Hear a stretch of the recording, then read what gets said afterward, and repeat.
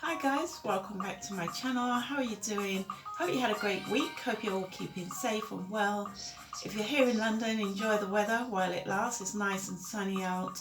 And if you guys have had a hard week, welcome to the weekend. Really do you this weekend.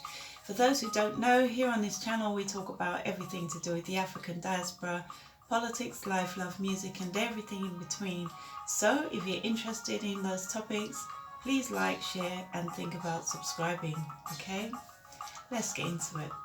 So today I'm going to talk about Omoyele Sowore. And for those who don't know, Sowore is a Nigerian activist and he is the founder of Sahara Reporters. And in 2018, he did actually run for president.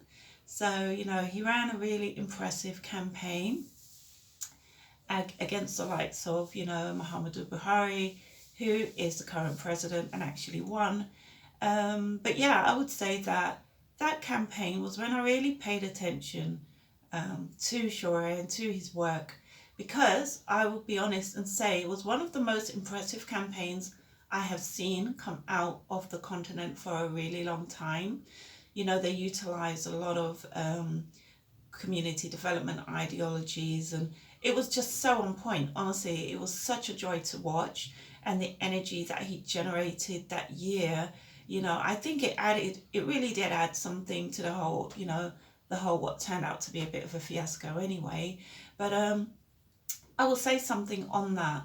Sowore didn't win, Buhari won, and now people are crying about it. But the people who are crying about it, the question I would ask is, who did you vote for? Because that year, actually, you had a lot of choice. You had a lot of really good candidates. Buhari had already shown, where he was going and what his party was really about. So there was choice there. You did not have to select somebody that you kind of knew what their antecedents was. They could have chose somebody fresh, somebody with new ideas and given someone else a chance, but they didn't. So a lot of the tears that are being cried now, I don't know, might be a bit of crocodile tears, I don't know. But yeah, that's by the by, okay? Back to Sowore. And why it is that he, to me, seems to be looking increasingly sad and quite depressed. So he did not win the election, despite, putting in a really good effort, really impressive effort. So well done to the AAC for that. The year later, anyway, fast forward a bit to 2019, Sowore called for what was known as Revolution Now. So, it was becoming apparent that increasingly the political landscape was, not working well for the people. People are still, suffering underprivileged and poverty and, lack of decent housing, education, roads and the usual kind of things, right? So he called for revolution now. And the day before the actual protest, that was in August, I think August the 3rd maybe, he was arrested by the DSS and detained. And, he faced charges such as treason and some other, a long list of charges at the time.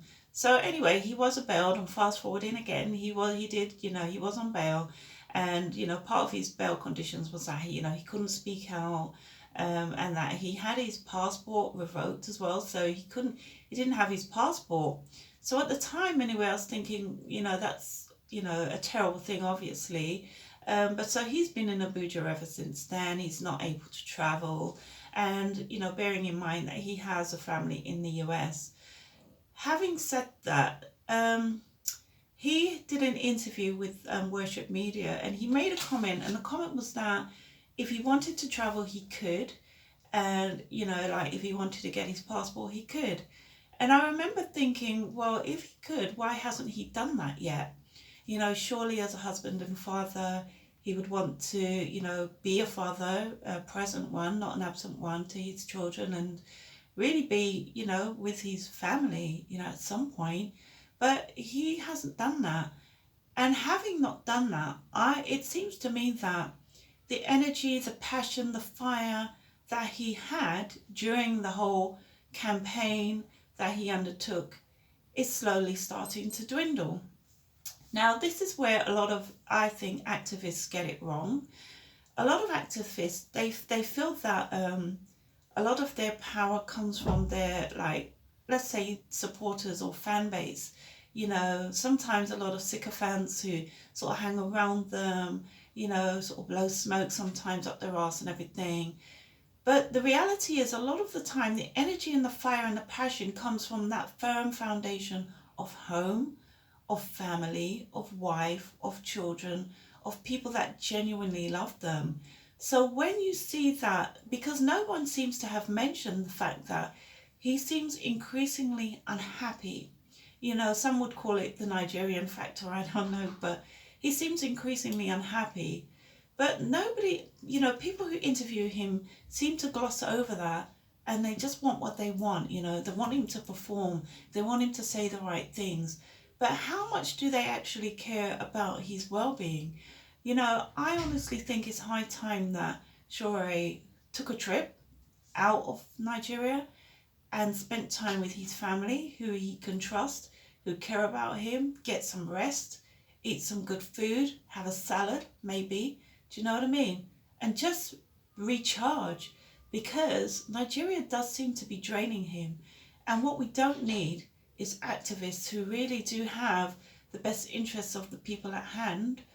We don't need them to be drained. We need them to be strong and protected. And, you know, if nobody else is willing to say that, then yeah, I'll go on record and say that. I can see, you know, the energy drifting, and it's not the Sowore that we saw of 2018. If you know who he is, tell me what you think. Okay, take it easy. Peace.